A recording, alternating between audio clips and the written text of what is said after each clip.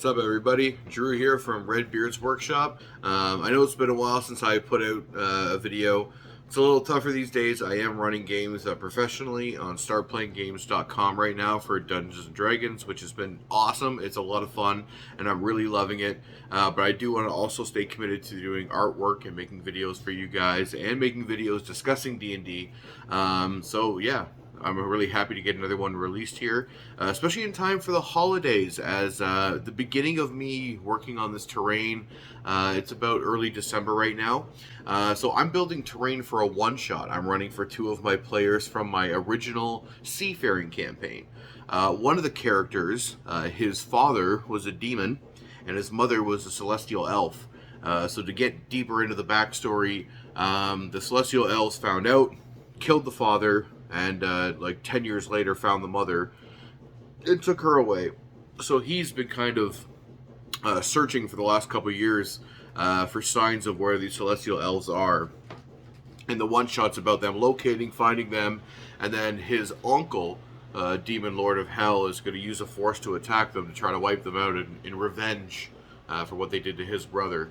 Very complicated, but I needed some terrain for this one shot. I needed something where they could play in this like kind of golden rocky mountaintop sort of structure. So I built some terrain for that, and I filmed all the bits of it, and we're going to put it together for you guys. Now, one of the cool things about doing this is I didn't go really in depth or into detail. Little bits of it I put a little bit more work into with XPS foam, but I actually just use Styrofoam for the majority of this terrain. And the whole purpose of this is to show you guys that you can use stuff you have lying around the house. Kind of like my terrain tower video, where I use an old Pringles can and some foam core. The idea behind this is also very simple. I found some Styrofoam packaging for an appliance, and I used that, or parts of it, to kind of lay out the shape of what I wanted, and then almost paper mache'd it to a point. Just using toilet paper, paper towel, paint, and Mod Podge mixed together. You just layer your paper on top of it, and over time it hardens, and then you have like little wrinkles and kind of bunched up bits of the toilet paper, tissue paper, or paper towel that makes it look kind of bumpy and rocky. And then when you put in all your different painting effects, it looks like terrain, it looks like rock. So especially with the Christmas season coming up, everyone, if you are going to be getting appliances for Christmas, if your family and friends are getting appliances, ask around. If you're looking to build terrain, ask everybody if you can have their Styrofoam packaging from inside the boxes. Because you might look at something and think, oh, that kind of looks like a tower, a structure or something. And you can always add pieces onto it, and then, you know, put your Mod Podge and paper towel and such over top, layer it with other things, and kind of hide what it actually was and use it as the base structure for terrain building. So save your Styrofoam, save your packaging, and if you have family and friends who you think are going to be getting a lot of those gifts this year for Christmas, see if you can save those from them as well. So anyway, without further ado, we're going to dive into the various stages of me turning some light fixture Styrofoam I got from a friend into sort of a little arena for a battle for a D&D one-shot. Alright guys, so here's some pieces of Styrofoam that I pulled out of my closet. My closets have no room for coats or anything in them because I have them stuffed full of art supplies. My players are going to have to go to a city at a mountain peak, and this is going to be the city of the Celestial Elves homebrew race that I've created for this game for my friends. And once they battle through this temple, they're going to take a portal up to the celestial sphere above the city. And now all of the battlefield for this final section, there's going to be multiple levels of it, but they're all going to be spherical. Yeah, I've got a lot of ideas and a lot of different things I need to make, so let's get started.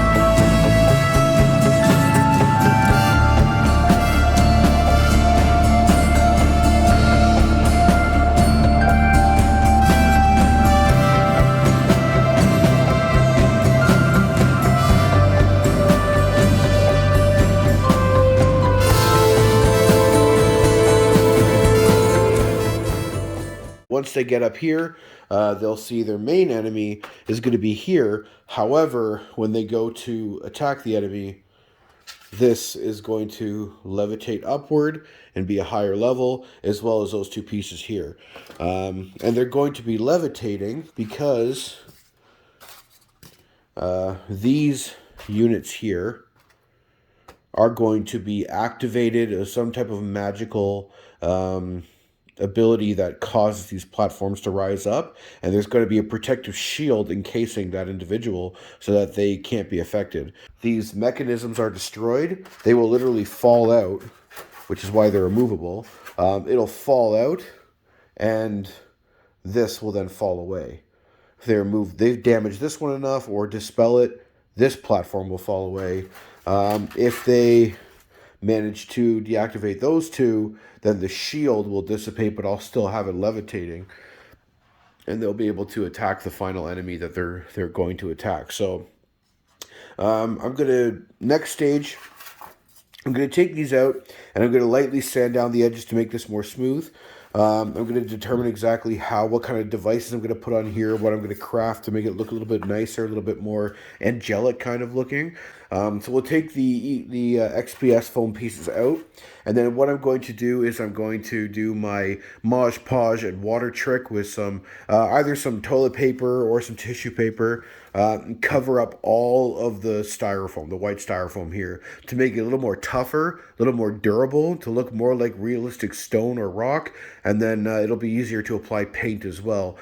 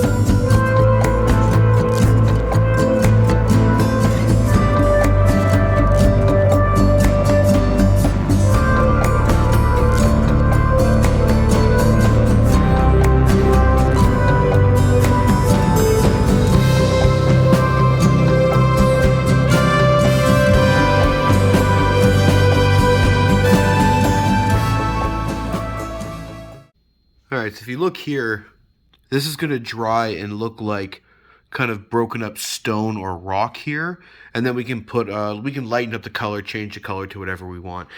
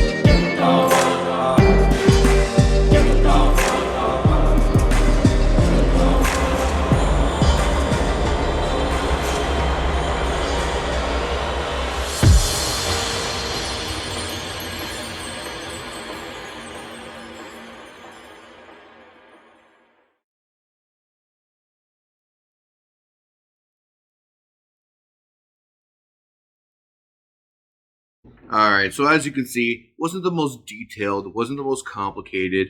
It was very simple, and I kind of used the design from the protective styrofoam into designing exactly what was going on in the fight. So it had those kind of kidney bean shaped four holes in it already, and the hole in the center. So I used what they had to kind of build environmental effects, right? So they had these glowing cubes of energy that were raising up these platforms, and as soon as they knocked out the cubes, they fell out, which could have been an area for them to push enemies down into the sky, and then those platforms dropped. So I tried to find a way to use the shape and style of the styrofoam and somehow create environmental effects based on that.